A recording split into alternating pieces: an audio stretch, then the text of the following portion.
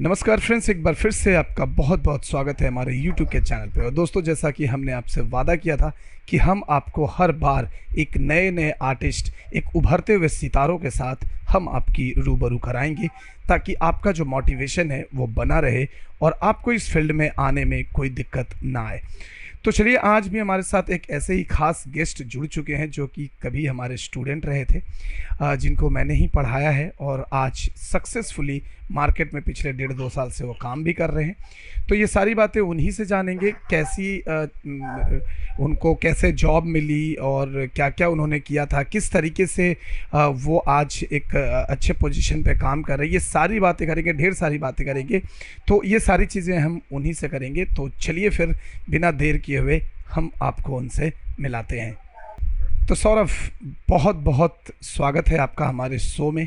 और ये छोटा सा हमने इनिशिएटिव स्टार्ट किया है, जिसमें हम लोगों को, यानी कि आने वाले जो पीढ़ियां हैं, जो स्टूडेंट्स हैं, जो लोग इस फील्ड में काम कर रहे हैं, उनसे रूबरू कराते हैं हम वर्किंग पीपल को, यानी कि जो एक्सपीरियंस है, जो मार्केट में पढ़ाई करने के बाद जॉब कर रहे हैं और अच्छा खासा पोजीशन गेन कर लिया है। तो इसलिए आपको मैंने बुलाया है। तो एक बार बहुत बहुत स्वागत करता हूँ एक बार फिर से आपको हमारे इस शो में। चलिए, तो सौरभ, सबसे पहले आप अपने बारे में कुछ बताइए। आप कहाँ से हो, अपना पूरा नाम बताइए, आप कहाँ से हो और अभी क्या कर रहे हो फिलहाल, ये सारी चीज़ें थोड़ा बताइए। पहले तो सर थैंक यू सर, मुझे यहाँ बुलाने के लिए और आपसे बातें करने के लिए। तो मेरा नाम है सौरभ मोहंती। तो बेसिकली उड़ीसा से बिलोंग करता हूँ। जाजपुर एक डिस्ट्रिक्ट है और यहाँ का एक छोटा सा शहर है चंडीखोल, तो वहां से मैं बिलोंग करता ओके। तो अभी अभी आपका थोड़ा एकेडमिक क्वालिफिकेशन के बारे में बताइए सौरभ। आपने क्या पढ़ाई हूँ। किया था, मतलब एकेडमिक जो क्वालिफिकेशन रहा था आपका, उसके बारे में थोड़ा बताइए। सर मैंने मैट्रिक के बाद डिप्लोमा किया था इंजीनियरिंग, सिविल इंजीनियरिंग में। तो उसके बाद ही मैंने ये मैथ में कोर्स किया एडिटिंग का, तो यहीं तक का सफर है। मैंने ओके, ज्यादा मतलब एडिटिंग से छोड़कर बाकी ज्यादा कुछ गया नहीं उस रास्ते, क्योंकि मुझे पता था एंड ऑफ द डे मुझे यही करना है। ग्रेट। मतलब कि आपने पहले से ये डिसाइड, वैसे सौरभ, आपने डिसाइड कब किया था कि आपको एडिटिंग के फील्ड में ही जाना है? डिसाइड सर मैंने वो जब डिप्लोमा का फाइनल ईयर चल रहा था, तो बेसिकली उस टाइम में पढ़ाई भी अच्छा खासा चल रहा था। हम्म, पर मुझे ऐसा लगा कि मैं आगे जाके इस फील्ड में जॉब नहीं कर सकता, तो मुझे जो इंटरेस्ट लगा, तब मुझे लगा कि हाँ उस चीज में जा सकता हूँ, एडिटिंग लाइन या फिल्म लाइन जिसमें मुझे अच्छा लगता है। तो हम्म, तब से फाइनल ईयर में मुझे लग ही रहा था कि ये कोर्स खत्म हो जाए, फिर मैं वो एडिटिंग का कोर्स करना चाहता हूँ। तो फाइनल ग्रेट, लवली लवली, बहुत अच्छा। ये डेडिकेशन कहीं ना कहीं सौरभ बहुत मायने रखता है कि आपको डिसाइड कर लेना होता है एक टाइम पे कि आपको एक्चुअल में क्या करना है। अगर आप वो नहीं कर पाते हैं तो शायद आपके लिए आगे बढ़ना थोड़ा मुश्किल हो जाता है, राइट? ये सर। तो आप सौरभ, आप मतलब जो आने वाले, जो इस फील्ड में बहुत सारे बच्चे आते हैं और बहुत सारे बच्चे इस फील्ड को ज्वाइन करते हैं, उनके लिए आप क्या कहना चाहेंगे कि उन्हें कैसे डिसाइड करना चाहिए या क्यों डिसाइड करना चाहिए कि आपको इस फील्ड में एनिमेशन या वीएफएक्स या एडिटिंग या फिर डिज़ाइनिंग के फील्ड में आपको जाना है, ये वो कैसे डिसाइड करेंगे? देखिए सर, ये तो एक क्रिएटिव फील्ड है जैसे आप जानते हैं। यहाँ अगर आप एक क्रिएटिव पर्सन है, अगर आपके मन में ये सब चीजों के लिए मतलब पैशनेट है, तो ही आप इस चीज को आने की मतलब जरूरत कर सकते हैं। क्योंकि बाकी तो ये कोई और जॉब नहीं जो सारे मतलब पढ़ के आप ये फील्ड में नौकरी पा जाएंगे या फिर कुछ कर लेंगे। ये क्रिएटिव सर अपने अंदर से ही आता होगा कि मुझे ये जॉब में इंटरेस्ट है और मुझे इस चीज में करना चाहिए, पढ़ाई करना चाहिए कि नहीं। मुझे लगता है ये क्रिएटिव फील्ड है, तो इसमें मतलब खुद ही इंडिविजुअल को पता होना चाहिए कि वो इस चीज में आगे बढ़ सकता है कि नहीं। बिल्कुल बिल्कुल। अच्छा, अब सबसे पहले तो मुझे ये बताओ सौरभ कि आपको एडिटिंग में इंटरेस्ट कैसे आया? मतलब आपने क्या देखा था या किसी को आप फॉलो किए थे? ये एडिटिंग का जो नशा है, डिप्लोमा करते समय आपके दिमाग में कैसे आया? एडिटिंग सर कहने को तो ये बेसिक सा फॉर्म है, मतलब मूवी में ये जो भी है, पर ये टाइप ऑफ स्टोरी टेलिंग ही है। जैसे हम राइटर जैसे लिखता है स्टोरी, तब तो मैं सोचता हूँ ये एक दूसरा राइटिंग मतलब स्टोरी टेलिंग है कि on the computer on the desk आपको एक फिर से एक स्टोरी को बना सकते हैं, आप इस चीज को बना सकते हैं। इंस्पायर बोले तो सर मैं राजकुमार हिरानी को बहुत फॉलो करता था तब जब मैं इस फील्ड में आना चाहता था, और अब आज भी करता हूँ, क्योंकि वो डायरेक्टर भी थे और एडिटर भी थे साथ में। और वो ऐसा हमेशा कहते थे कि हाँ ये एक स्टोरी टेलिंग प्रोसेस है, एडिटिंग भी, जो बहुत अंडररेटेड होता है सर, पर बहुत सारी चीजें यही एडिटिंग टेबल पे ही डिसाइड होता है। जी बिल्कुल। और ये कहा भी जाता है कि एक अच्छा डायरेक्टर तभी एक अच्छा डायरेक्टर बन सकता है जब वो एक अच्छा एडिटर हो। ये जी ये एक बहुत पॉपुलर लाइन है बॉलीवुड में, क्योंकि तब आपको समझ आता है ना कि आपको आपको एक्चुअल में क्या चाहिए। अदरवाइज अगर आपको किसी जिस डायरेक्टर को अगर एडिटिंग का उतना अच्छा समझ नहीं है तो उसके लिए थोड़ी सी चीज़ें डिफ़िकल्ट होती है। लाइक वो एडिटर के हिसाब से उसे थोड़ा सा कहीं ना कहीं चलना पड़ता है। लेकिन अगर आप एक एडिटर हो, और राजकुमारी हिरानी साहब का तो मैं बहुत बड़ा फ़ैन हूँ, राजकुमार हिरानी सर का मैं भी बहुत बड़ा फ़ैन हूँ, क्योंकि मैं उन्हें बहुत फॉलो करता हूँ। तो ये तो सही बात है। तो बहुत अच्छी बात बताई आपने सौरभ की किस तरीके से आपके अंदर ये इंटरेस्ट आया। सौरभ, अगर बात करें कि इस फील्ड में आने के लिए, जब इस फील्ड में अभी अभी आप पिछले कितने दिन से काम कर रहे हैं, लाइक इंडस्ट्री में आप कितना दिन से काम कर रहे हैं, कितना सर, दिन हो जब गया? मेरा कोर्स मतलब आखिरी पैदान पे था, मतलब हम्म 2019 बोल सकता हूँ, 2019 के स्टार्टिंग में, हम्म तब वहीं से मुझे कैंपस सिलेक्शन मिल गया था। हम्म तब से 2019 से आज 2021 हो गया, तब मैं जॉब कर रहा हूँ।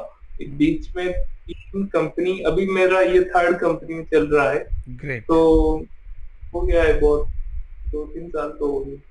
मतलब 2-3 साल आपने एडिटिंग में जॉब किया, और अभी भी आप कर ही रहे हो। 3 कंपनी आपने अब तक चेंज कर लिया है एज पर द सिचुएशन।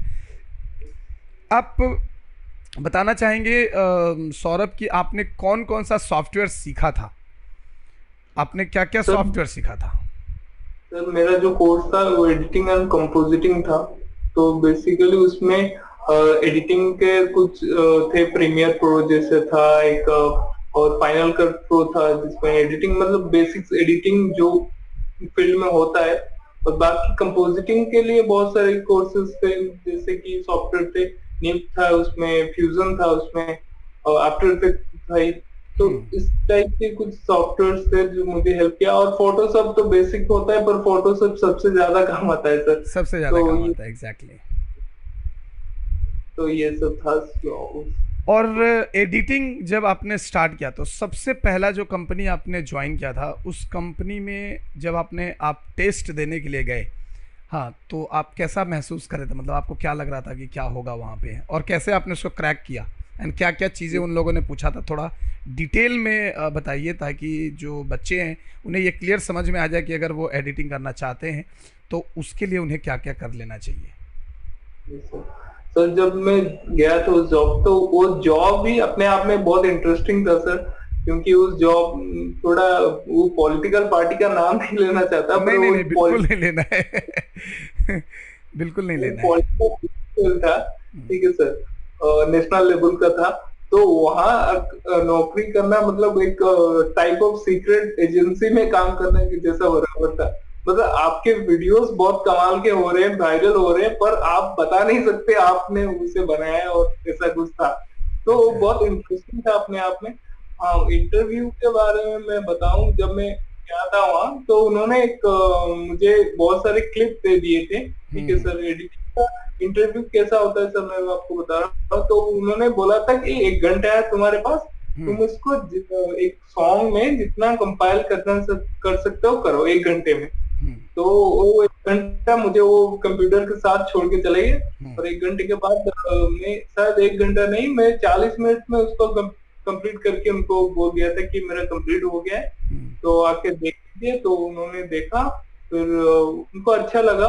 हम्म। फिर और उसके बाद फिर उन्होंने आपका सिलेक्शन करवाया, राइट? ये सर। ओके, सो जो स्टार्टिंग सैलरी थी आपकी वो कितनी थी जब आपने पहली बार ज्वाइन किया था? स्टार्टिंग तो सर मुझे इन हैंड 15,000 मिल रहा था, तो 17 का था वो शायद, वो टैक्स वैक्स लगा के। हम्म। तो वो ऐसा कुछ था। ओके। सो मतलब कि कहने का मतलब है कि आपने जब स्टार्ट किया था तो आप एज अ फ्रेशर आपको 15 से 17 हज़ार रुपये मिल रहे थे, और वो भी मैं बता दूं आप लोगों को कि ये जगह भुवनेश्वर में था। उड़ीसा का एक जो कैपिटल है लाइक भुवनेश्वर, वहाँ पे सौरभ ने जॉब ज्वाइन किया था। और आप समझ सकते हो कि अगर बात करें हम भुवनेश्वर में 2019 में 17 हज़ार की, तो अगर वो बाहर के सिटीज़ में अगर आप बात करेंगे तो वो 17 हज़ार कहीं ना कहीं 25-30 हज़ार रुपये से मुकाबला करता है, क्योंकि जो भुवनेश्वर है उसका स्टैंडर्ड कॉस्ट ऑफ लिविंग जो है वो बहुत ही कम है अदर सिटीज़ के हिसाब से। तो ये कहीं ना कहीं एक बहुत बड़ा अचीवमेंट था सौरभ के लिए। तो सौरभ, कौन से सॉफ्टवेयर पे आप लोग काम करते थे, एंड एडिटिंग में कौन कौन सा सॉफ्टवेयर यूज़ किया जाता है, थोड़ा ये बताइए। सर उस फील्ड में तो मुझे प्रीमियर प्रो बेसिकली में करना मतलब दिए थे उन्होंने, और फाइनल कट प्रो में भी हम्म। वो कभी कभार उसका यूज होता था, क्योंकि मुझे iMac का सिस्टम ला के दिए थे। हम्म। तो basically final cut pro, premiere pro, और कभी कभी आफ्टर इफेक्ट्स, कुछ VFX काम के लिए। और हम्म। बाकी नहीं, कुछ ऐसा ही कुछ था उसमें ज्यादा, तो अब एडिटिंग में ज्यादा। अभी आप किस कंपनी में काम कर रहे हो? अभी एक RB इंडिया ग्रुप, एक कटक में एक, सर वो एक प्राइवेट कंपनी है, हम्म। जहाँ वो पहले तो वो जो वहाँ के बॉस थे, वो जो चेयरपर्सन थे, हम्म। वो मोटिवेशनल वीडियोस बनाते थे। तो वो चीजें बहुत हेल्प करती थी कि मोटिवेशनल वीडियोस कैसे टाइप के बनाए जाते। तो वहाँ में बेसिकली एक स्टूडियो फील्ड में काम करने का मौका भी मिल रहा है, क्योंकि उनका खुद का एक स्टूडियो था हम्म। जिसमें ग्रीन स्क्रीन वगैरह ये सब चीजें को लेकर भी वीडियो बनता था। हम्म। तो अभी फिलहाल उनका एक ज्वेलरी ब्रांड है जिसका आर्ट वार्ट बन रहा है अभी ओके। काम। तो आप उसमें बेसिकली क्या काम करते हैं, मतलब आपका पर्पस, आपका जो काम होता है वो क्या होता है, आप किस तरीके की वीडियोस एडिट करते हैं? वहां सर मैं पहले वो मोटिवेशनल वीडियो सब बनता था, मतलब कुछ थॉट स्पोर्ट्स होगा, ये हम्म। सब कुछ वो सब बनता था। जैसे मैं एग्जांपल देता हूँ विवेक बिंद्रा का, हम्म। और आप भी कभी कभार बना लेते हैं, तो कुछ चीज मोटिवेशनल वीडियोस, तो हम्म। सब होता है। और बाकी अभी फिलहाल उनका एक ज्वेलरी ब्रांड है जिसमें उनका शूट होता है, और शूट होने के बाद उनका ज्वेलरी का शोकेस ऐसा टाइप का एक वीडियो होता है। हम्म। ऐसा ही कुछ ज्वेलरी आर्ट वगैरह ये सब चल। Great, great. तो मतलब कहने का मतलब है कि बहुत लोगों का ये क्वेश्चंस होता है, बहुत सारे स्टूडेंट्स पूछते हैं, उन्हें लगता है कि शायद अगर मैं किसी इंस्टीट्यूट से या कहीं से भी अगर वीडियो एडिटिंग की कोर्स कर लूँ तो उसके बाद मुझे सीधा फिल्म और सीरियल में जॉब मिल जाएगा, फिल्म और सीरियल की मैं एडिटिंग करूँगा। इस बात में कितनी सच्चाई है? सर देखिए, इस फिल्म में डेफिनेटली मूवी में काम करना चाहता हूँ, मैं भी ऐसा मानता हूँ। क्योंकि वीडियो एडिटर जो है वो सब जगह काम आ सकता है, सिर्फ फिल्म या सीरियल में नहीं आ सकता है। मतलब ये जो आर्ट का फील्ड है सर, आर्ट का फील्ड बहुत बड़ा नेटवर्क है सर। तो आप डेफिनेटली इसमें वीडियो एडिटर तो लगेगा ही। और न्यूज चैनल जो हो रहे हैं आजकल, मतलब कुछ ज्यादा ही बन रहे हैं, तो उनमें तो वीडियो एडिटर की सबसे ज्यादा जरूरत है। तो वीडियो एडिटर का नेटवर्क, जो जॉब नेटवर्क है, बहुत बड़ा है सर। तो किसी भी फील्ड पे जाओ तो वीडियो एडिटर का जॉब मतलब मिलता ही है, मतलब जरूरी ही है। और लोग अच्छा तो खासा पैसा भी देते हैं, ऐसा नहीं है कि आप फिल्मों में काम करेंगे तभी, मतलब बेसिकली क्या है कि वीडियो एडिटिंग का जो जॉब है ना, वो आप बहुत सारे फील्ड में कर सकते हैं। लाइक आप कोई एजुकेशनल फील्ड में कर सकते हैं, किसी यूट्यूबर के लिए कर सकते हैं, फिल्म एंड सीरियल के लिए तो डेफिनेटली कर सकते हैं। बहुत सारी ऐसी कंपनियां हैं जो शॉर्ट फिल्म्स बनाती है, उनके लिए भी आप कर सकते हैं। एड एजेंसी जो होते हैं उनके लिए कर सकते हैं, न्यूज चैनल के लिए कर सकते हैं, और ये लोग भी अच्छा खासा पैसा पे करते हैं। Right Saurabh? Yes sir. Okay. So अभी ये तो हो गई कि चलो अभी आप जो एडिटिंग के जो जॉब है, आपका फ्यूचर प्लान क्या है सौरभ? मतलब आप कब, क्या लगता है कि मतलब आप भुवनेश्वर से बाहर जॉब करने का क्या प्लान है आपका, और करेंगे तो कितना अच्छा स्कोप आपको मिल सकता है? मुझे अगर सर मुझे फिल्मों में तो काम करना ही, ऐसा मैं मान के चल रहा हूँ। मतलब हिसाब से कोशिश भी कर रहा हूँ। तो मैं चाहता हूँ मैं एक फिल्म में एडिटिंग मतलब ट्राई कर रहा हूँ, हिंदी फिल्म में हो जाए तो और बेहतर है। तो मुंबई जाने का कोशिश भी हूँ, कोशिश में भी हूँ। पर एक बहुत बड़ा मतलब फ्यूचर प्लान मैं बोल सकता हूँ, या फिर एक ड्रीम है मैं कह सकता हूँ कि मैं एक स्टूडियो खोलना चाहता हूँ, मतलब वीडियो एडिटिंग का स्टूडियो हो, या ग्रेट। फिर उसमें रिकॉर्डिंग का ये हो जाए। तो मैं वो एक एंटरप्रेन्योर के टाइप भी एक ड्रीम है तो मेरा, तो एक रखा हूँ प्लान। नहीं, बहुत बहुत बहुत बढ़िया है। कहीं ना कहीं आप इस फील्ड में आने के बाद अगर आप जितना जल्दी अपने आप को अगर इंडिपेंडेंट आर्टिस्ट बना देते हैं, यानी कि जितना जल्दी आप अपने आप को खुद के पैरों पे खड़े कर देते हैं, चाहे जो भी आपने सीखा है लाइक एडिटिंग, वीएफएक्स, एनिमेशन और व्हाटएवर, तो उतना ज़्यादा बेहतर है। बिकॉज इस फील्ड में इंडिपेंडेंट आर्टिस्ट होना बहुत ज़्यादा मायने रखता है, और फिर आपको किसी के भरोसे नहीं रहना होगा, और एक अच्छा खासा अर्निंग आप खुद से भी कर सकते हैं, है ना। ये सर, और वो हेल्प भी करेगा सर आपको, क्योंकि आपको इस फील्ड के बारे में बहुत नॉलेज होता होगा। तो आपको कोई कोई मतलब चीज में हेल्प अगर चाहते हो तो आपका एक नेटवर्क भी होगा, तो ये डेफिनेटली हेल्प करेगा अगर आप इसको थोड़ा एक्सपेंशन करना चाहते हैं। ग्रेट, बिल्कुल बिल्कुल। सौरभ, वीडियो एडिटिंग में फ्रीलांस का क्या सीन है, मतलब किस तरीके का काम हो जाता है फ्रीलांस में, कितना काम आता है। ऑनेस्टली स्पीकिंग मैंने तो फ्रीलांस कभी ट्राई नहीं किया है, मगर मैं रिकमेंड करूंगा जरूर, क्योंकि फ्रीलांस एक ऐसा है जो मतलब आप किसी भी बड़े कंपनी हो या किसी भी बड़े फील्ड में आप आसानी से जॉब कर सकते हैं, वो आपका काम वहाँ दे सकते हैं, आउटपुट दे सकते हैं। तो डेफिनेटली एक फ्रीलांस एक बड़ा प्लेटफॉर्म है जो आप बहुत अच्छे से, अगर आपको आप स्किलफुल है तो आपके लिए बहुत अच्छा होगा सर, क्योंकि आप बड़े बड़े फील्ड में बड़े बड़े कंपनी आसानी से काम कर सकते हैं। नहीं, आपने बिल्कुल सही कहा सौरभ, क्योंकि देखो फ्रीलांस की अगर बात करें तो ये क्वेश्चन मैंने इसलिए पूछा क्योंकि आप इस फील्ड में हो, तो मे भी आप कर रहे हो। वैसे मैं बता दूं कि ये मैं खुद एडिटिंग में काफ़ी सारे फ्रीलांस करता हूँ। मेरे पास मैं आईसीआईसीआई, फिर उसके बाद बीपीसीएल, हाँ उसके बाद आपका नालको, उसके बाद आपका मे फेयर, ऐसे बड़े बड़े ब्रांड के लिए मैंने वीडियो एडिटिंग करे हुए हैं, और अच्छे खासे पैसे देते हैं लोग। 3 मिनट 4 मिनट की अगर आप इनकी वीडियो बनाते हैं तो तकरीबन 60-70 हज़ार रुपये आपको देते हैं। तो ये मैं जीता जागता मैं खुद एग्जांपल हूँ, क्योंकि मैं करता हूँ अभी भी भुवनेश्वर में ऐसे बहुत सारे। और अगर आप किसी यूट्यूबर के लिए भी अगर वीडियो एडिट करते हैं, एक 5 मिनट की वीडियो अगर एडिट कर देते हैं, तो 2 से 2,500 रुपये आपको हंस खेल के मिल ही जाता है ना। हाँ सर। हाँ सर, यूट्यूबर के लिए तो मैंने बहुत सारे किए, मतलब ऐसे लोकली मुझे मिल जाते हैं जो के लिए मैंने कुछ वर्जन भी एडिट किए, कुछ शॉर्ट फिल्म हो या म्यूजिक वीडियो, वो सब भी एडिट किया है। तो यस ये सर, तो इंडिपेंडेंटली आप वो सब कर सकते हैं, बहुत अच्छे खासा पैसा मिल सकता है उससे। हाँ, मतलब कहने का मतलब है कि आपको, आप इस फील्ड में अगर जॉब कर रहे हैं तो आपके पास बाउंडेशन नहीं है, लाइक आप जॉब के साथ साथ आप फ्रीलांस भी बहुत अच्छा खासा मात्रा में कर सकते हैं, राइट। Yes sir. ग्रेट। सो अभी जो ये एडिटिंग, अगर सपोज मान लो कि अभी अभी जो जिस कंपनी में आप काम कर रहे हो उसमें कौन से सॉफ्टवेयर पे काम करते हैं आप। अभी भी सर प्रीमियर प्रो का लेटेस्ट 2019 या 2021 से 2021 में वो काम कर रहे हैं, तो प्रीमियर प्रो ही फिलहाल नहीं हो रहा है। अच्छा, फिलहाल आप प्रीमियर पे काम कर रहे हैं, राइट। ग्रेट।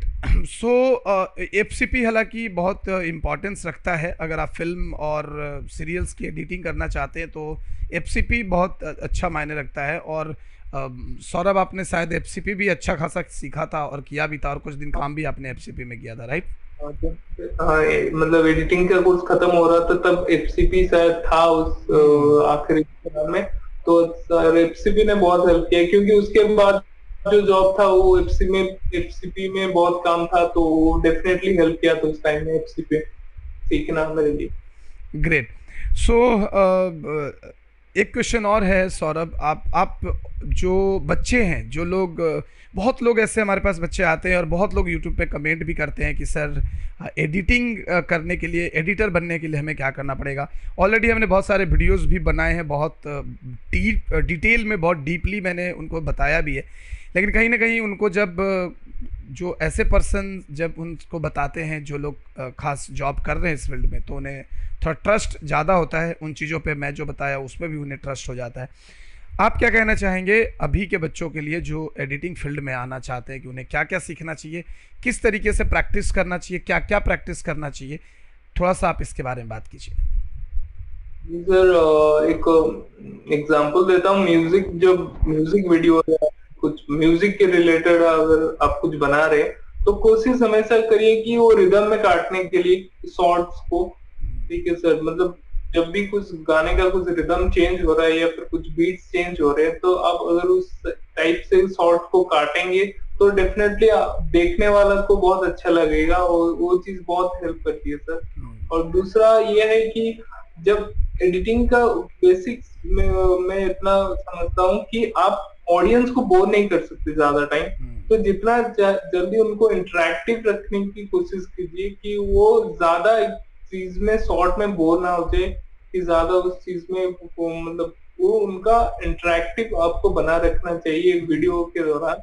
तो ये सर एक बेसिक चीज है जो डेफिनेटली सबको एडिटिंग में अगर कर रहे हैं तो ये ध्यान रखना चाहिए। और प्रैक्टिस के लिए मैं सर ये बताता हूँ कि आप मैं खुद भी ये करता हूँ। मेरा एक यूट्यूब चैनल है और फेसबुक में एक पेज भी है जब मैं हिंदी के कुछ गाने उड़िया जो सॉन्ग्स उसको रिमिक्स करता रहता हूँ। तो मुझे मतलब एक प्रैक्टिस मिल जाता है कि वो कितना अच्छे स्मूथली हो जा सकता है कि एक दूसरा कोई गाना होगा और एक वीडियो कोई दूसरा वीडियो होगा, उसको मर्ज करके कितना अच्छा वीडियो बना सकता हूँ। तो ये बहुत ज्यादा प्रैक्टिस के लिए बहुत सही होता है। ग्रेट, बहुत बढ़िया। तो मतलब कहने का मतलब है कि अगर आपको इस फील्ड में आना है तो आपको अच्छा खासा प्रैक्टिस कर लेना चाहिए, करना चाहिए, डिफरेंट डिफरेंट चीज़ों पे आपको प्रैक्टिस करना चाहिए।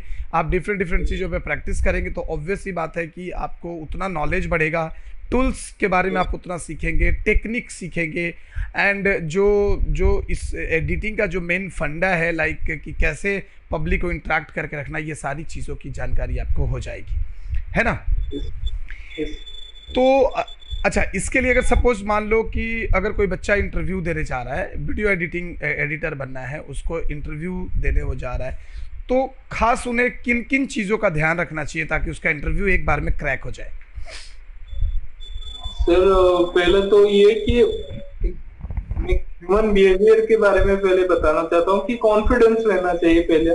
तो ये कि आपको फील्ड में उनको एक विजन लगे कि यार ये कर सकता है, या बंदे में दम है, और एक ह्यूमन बिहेवियर के बारे में ये। दूसरा, आप जब कर रहे हो तो आप वो चीज को देखिए कि उस फील्ड का क्या रिक्वायरमेंट है और उस फील्ड को उस हिसाब से उन्होंने क्लिप दिया होगा, उस हिसाब से कि आपको ये बनाना पड़ेगा कि होगी। तो उनके नजरिए से आपको ये करना चाहिए एडिटिंग, क्योंकि बेसिकली आप उनके लिए ही जॉब कर रहे हैं। तो वो पहला एक ध्यान रखिए कि उनके हिसाब से हो सके तो ये, और डेफिनेटली खुद का तो देना ही है कि आप एक स्टाइल है जो उनको एक इम्प्रेसिव कर लेगा, कि कुछ टेम्पलेट्स है क्या, कुछ ये चीजें हैं जो उनको जाएगा। और एक बार वो कंपनी का हिस्ट्री के बारे में चेक करके बिल्कुल जाना चाहिए कि वो वीडियो अगर बनाते तो किस तरीके का बनाते थे, और अगर नहीं बनाए तो उनको किस तरह का मतलब चाहिए होगा। तो ये सर बेसिक। जी बिल्कुल बिल्कुल बिल्कुल। सो इससे बहुत कुछ सौरभ बच्चों को समझ आएगा, क्योंकि आप इतने दिन से काम कर रहे हो। और अच्छा सौरभ, अगर मैं एक अंदाज़ा पूछूं तो आपने इस पिछले 2 साल में तकरीबन कितने वीडियो आपने एडिट कर लिए होंगे? तो सर ये जो प्रीवियस वाला जॉब था, वो मतलब अभी जो कर रहा हूँ उसमें तो हो गए 100 वीडियो हो गए उनका, 8 वीडियो टाइप। और उससे पहले तो डेफिनेटली वही 100-200 300-400 हो गए होंगे भाई। 400 वीडियो एडिट, मतलब 2 साल में 400 वीडियो एडिट करना, ये अपने आप में एक उपलब्धि है, एक रिकॉर्ड है और एक अचीवमेंट है कि अगर आपने 400 वीडियो एडिट किया, मतलब आपके लिए तो फ्यूचर में सारे दरवाजे खुल गए। आप किसी भी फील्ड में जाकर एज अ वीडियो एडिटर बेधड़क काम कर सकते हो, है ना। इतना तो कॉन्फिडेंस सौरभ अभी आपको आ ही गया होगा। सर क्योंकि मेरा खुद का जो यूट्यूब चैनल है तो उसके लिए भी करता हूँ, तो ये ऑफिस के लिए तो ये कुल मिला के हो गए हैं तो सर बहुत सारे। बहुत सारा है, बिल्कुल बिल्कुल। सौरभ, कभी शॉर्ट फिल्म्स वगैरह एडिट किया है आपने?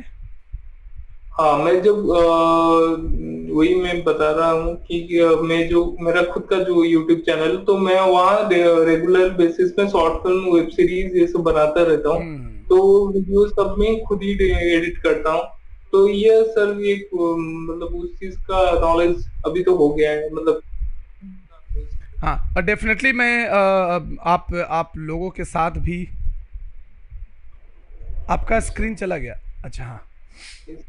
सो डेफिनेटली गाइज, आप लोगों के साथ भी मैं सौरभ के यूट्यूब चैनल का लिंक और फेसबुक पेज के लिंक और इनके कुछ वर्क सैंपल्स भी मैं आपके साथ शेयर करूंगा, जिससे आप जाकर देखिएगा और काफ़ी मज़ा आएगा आपको और काफ़ी चीज़ें समझ आएगा।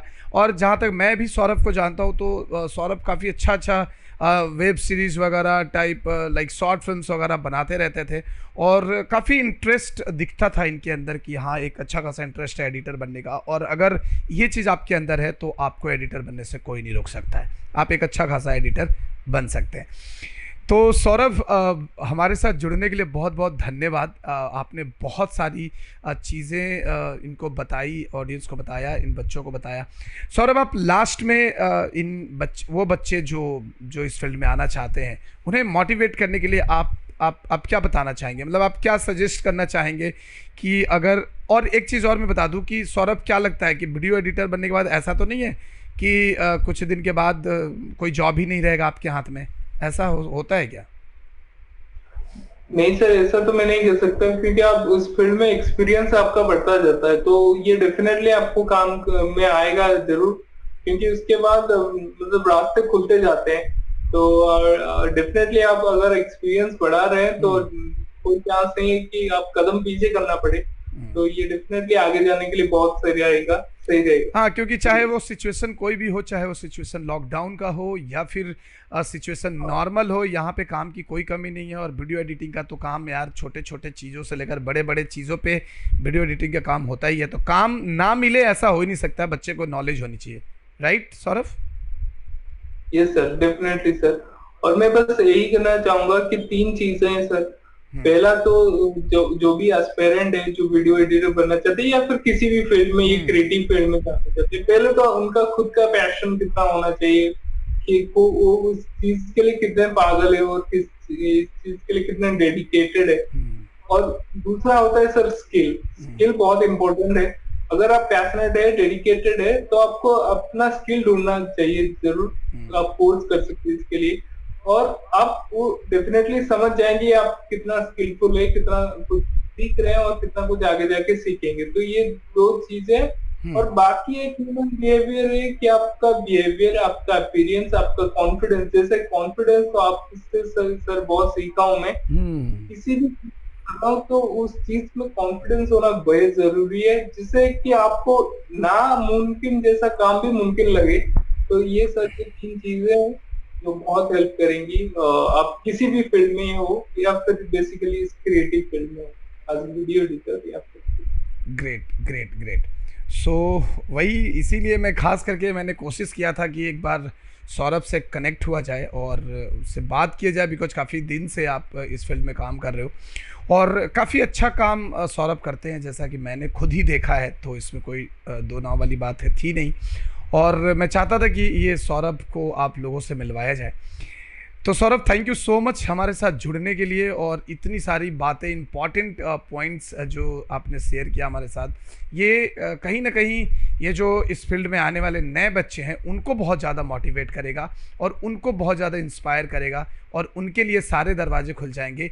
उम्मीद है कि उन्हें और किसी भी तरह की डिफ़िकल्टीज नहीं होगी, है ना?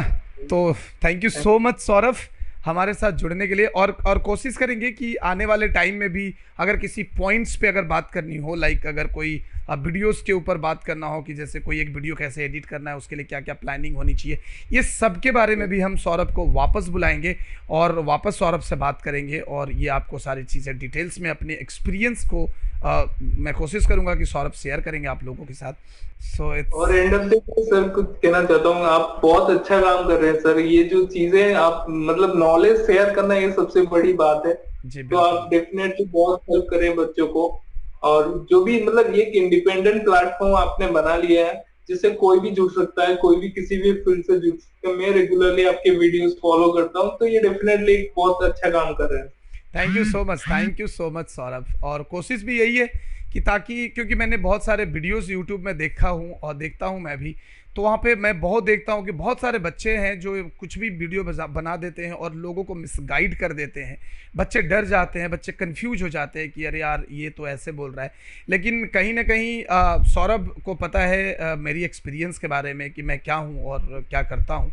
तो सौरभ को कहीं ना कहीं ये बात पता भी है, तो इसलिए भी मैंने सोचा कि चलो यार, अगर बिना पढ़े बिना एक्सपीरियंस के लोग आकर अगर बच्चों को गाइड कर सकते हैं, तो कहीं ना कहीं मैं तो काफ़ी साल से इस फील्ड में हूँ, तो कहीं ना कहीं मैं एक अच्छा गाइडेंस दे सकता हूँ। तो इसलिए सौरभ, खास करके मैंने ये जो इनिशिएटिव था वो स्टार्ट किया था, ताकि बच्चे मिसगाइड ना हो, एटलीस्ट उन्हें सही डायरेक्शन मिल सके। तो फ्रेंड्स, ये थे सौरभ मोहंती जिनसे बात कर रहे थे हम, और जिनसे ढेरों सवाल किया हमने जो आप हमसे किया करते थे। तो उम्मीद है कि आपको ये सारे सवाल और सारे जो इनके जवाब हैं आपके दिमाग में अच्छे से फिट हो गए होंगे, और आपकी जितनी सारी जो डाउट्स थी वो क्लियर हो गई होगी। फिर भी कोई डाउट है तो आप प्लीज कमेंट बॉक्स में हमें बताइएगा। इंस्टाग्राम पे हमें फॉलो भी कर लीजिएगा, और मैं सौरभ के भी यूट्यूब के और फेसबुक वगैरह के कुछ वीडियोस के लिंक आपके साथ शेयर कर दूंगा, जहां पे जाकर वो वीडियोस देख सकते हैं कि सौरभ अच्छा खासा काम करते हैं और इंडिपेंडेंट आर्टिस्ट होने के सारे लक्षण इसमें हैं। तो चलिए, अगर वीडियो अच्छी लगी है तो वीडियो को लाइक कर लीजिएगा, और चैनल पे नए हैं तो चैनल को सब्सक्राइब करके बेल आइकन को प्रेस कर दीजिएगा, क्योंकि ऐसी वीडियोस मैं आपके साथ ढेरों सारी शेयर करने वाला हूं और मिलाने वाला हूं आपको एक से एक राइजिंग स्टार से, एक से एक हुनरमंद इंसान से, जो आपके लिए बहुत ही कारगर साबित हो सकते हैं। तो रखते हैं इस वीडियो में बस इतना ही, मिलते हैं आपसे नेक्स्ट वीडियो में। तो दोस्तों, तब तक ले दीजिए हमें इजाजत। जय हिंद, जय भारत।